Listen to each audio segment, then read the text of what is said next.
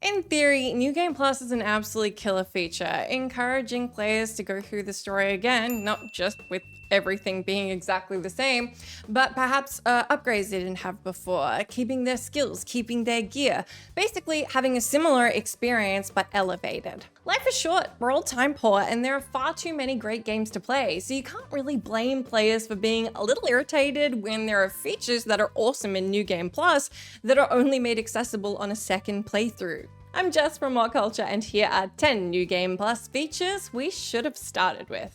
Number 10, Materials Auto Collection, Final Fantasy VII Rebirth.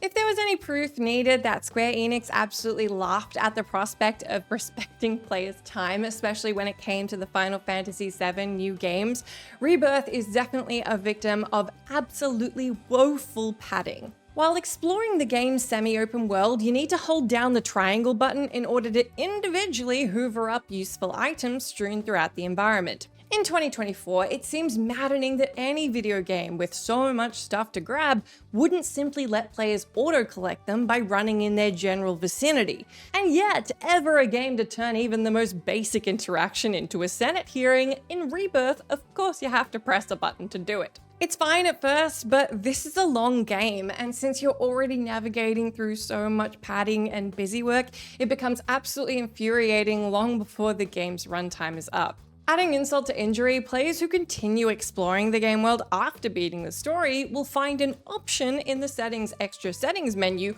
which allows them to turn on Materials Auto Collection. Now, any materials you run past will be instantly teleported into your inventory, as the gods of gaming convenience intended.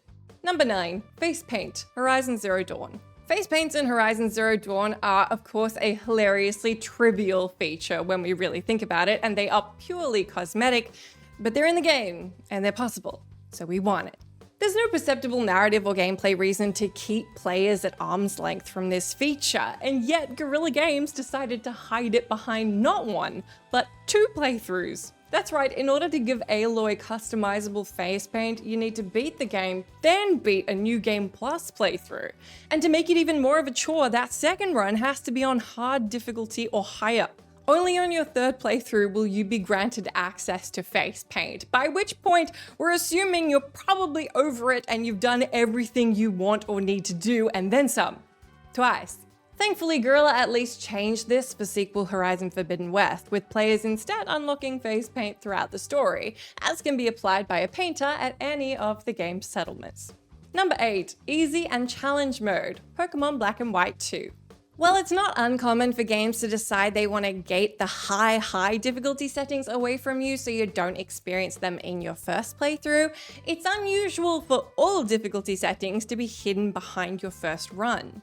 In today's edition of Just Game Freak Things, we have their head-smackingly daft decision to gate not only Pokemon Black and White 2's Challenge Mode, effectively hard mode, behind New Game Plus, but also the easiest difficulty setting, Assist Mode. Oh, and in a craven attempt to make players part with more money for both flavors of the game, Challenge Mode is exclusive to Black 2, while Assist Mode is exclusive to White 2.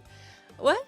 Gating these 2 difficulty modes seems like an absolutely baffling choice for a couple of reasons. The first being, Pokemon games aren't exactly the trickiest at the best of times, so why gate the harder difficulty at all if players want to take it on at the maximum challenge? And secondly, it's a safe bet that anyone who wants to play on Assist Mode is doing so because the normal difficulty is too much for them. So who does it benefit to lock it behind New Game Plus? And more to the point, if anyone does slog their way through the game in order to unlock Assist Mode, they've basically proven they don't need it. Number 7, Stealth Camouflage, Metal Gear Solid. Metal Gear Solid Stealth Camouflage is freaking awesome, rendering you invisible to all non-boss enemies and cameras throughout the game, yet it's a gadget only unlocked after beating the game once. More to the point, you have to beat the game with the bad ending. That's the Metal Gear Solid ending where Meryl dies if you submit to the torture by Revolver Ocelot. Even ignoring the fact that the players who give up actually get the better New Game Plus reward, the other being a bandana for unlimited ammo, the stealth camo is basically an accessibility feature, and there's no real reason to keep it locked behind a second playthrough. While the game's general stealth mechanics are absolutely first rate, sometimes you just want to turn on that camo and waltz past a bunch of soldiers, and why shouldn't you? Options are a good thing, after all, so why not let players who love the story but find stealth frustrating simply have access to Camo from the jump? Number 6. The secret boss fight. Persona 5. Secret bosses in RPGs absolutely are not a new thing, but Persona 5's decision to hide its secret boss fight against Caroline and Justine into a New Game Plus mode, so you gotta finish the whole game first, absolute hell. Absolute nightmare. Let's talk about it. As bizarre and frustrating as all these other playthrough gated features might seem, at least they're not locked behind a game that takes around 100 hours to beat on the lower end and likely far more than that. The only way to access the secret boss fight is to beat the game, and so while Persona fans sure are a loyal bunch who will likely see the experience through to the end, folks couldn't be blamed for wanting to set the game down immediately once the end credits roll. It just seems patently unreasonable to take a boss fight that many would want to play and tuck it behind New Game Plus, given the campaign's already outrageously long. No matter how great the game might be, life's just too short for this. And you gotta play Royal, so you gotta play the whole game through again. It's a lot of times, even for Persona. Number 5, Miles' suit upgrades. Spider-Man Miles Morales. Now, let's be completely fair to Spider-Man Miles Morales. The game is only like 7 to 8 hours long, so even with stuff that's gated behind New Game Plus, at least it's not eating too much of your time. All the same, it's still a tad annoying that Insomniac decided to hold back some of Miles' abilities for a second playthrough, namely the max upgrade for Miles' web shooters, holo drone, remote mines, and gravity well gadgets, as well as various other combat skills and mods. Given that the Spider-Man games are entirely about the wish fulfillment power fantasy of swinging around and fighting crime while becoming a stronger superhero, it's a mild shame that players aren't able to complete their build at the end of a single playthrough, but they need to faff around with New Game Plus if they want to achieve Miles' final form. Again, the game's brevity makes this not the worst offender on this list, but you should be able to top out your skill trees through a single playthrough. I feel like that's basic stuff.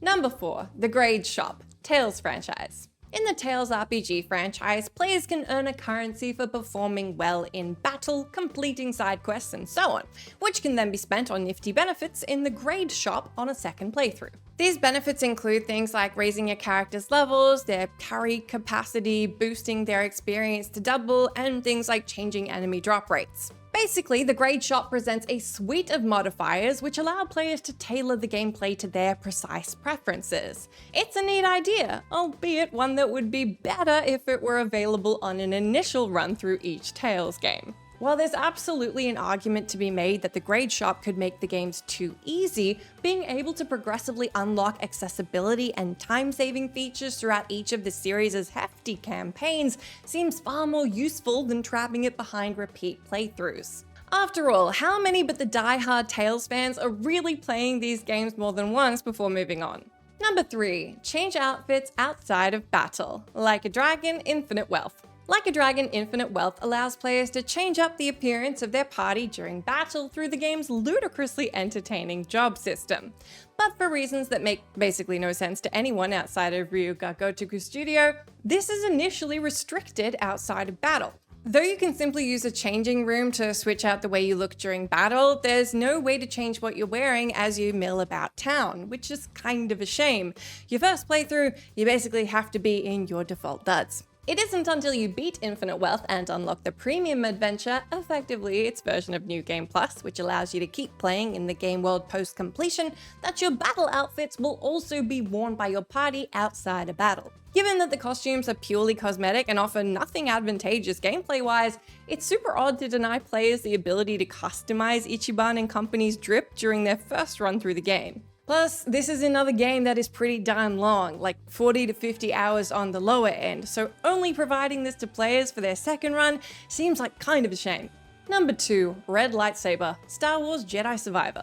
In Star Wars Jedi Fallen Order, it made a certain amount of sense that players couldn't use a red lightsaber until New Journey Plus, given that the bulk of the game is about Cal Kestis embracing his status as a Jedi Knight. And of course, red lightsabers are typically reserved for the Sith, so canonically it'd be a little bit weird if players could just change their laser swords that color during their first go of the story. But since that ability is gained during the game's end, it seems weird that when you jump into the sequel, they rip out that ability again and you have to go through the whole campaign if you want to earn it. Re-earn it. Evidently, developers Respawn Entertainment didn't want players to experience the story while rocking a red lightsaber for the first time. But if Survivor is about taking the Jedi training wheels off, then it's silly to scale back the cosmetic choices players had at the end of the last game. Once again, options are a good thing. Number 1. First Person Mode, Shin Megami Tensei 3 Nocturne. Atlas strikes again, and while this mode isn't nearly as vital as most of the other features on this list, it's still such a weird thing to lock behind game completion all the same. Though the first 2 Shin Megami Tensei games have you exploring the game world through a first-person perspective, this was changed for the 3rd installment where you now had a third-person view. The reason for this? The developers wanted to focus players' attention more on the game's half-demonic protagonist. And yet, players who beat the game could switch to first person during exploration on their second playthrough. Because, again, reasons. To this very day, the fan base remains baffled that such a basic out-of-the-box feature of the previous games was gated behind New Game Plus for the threequel.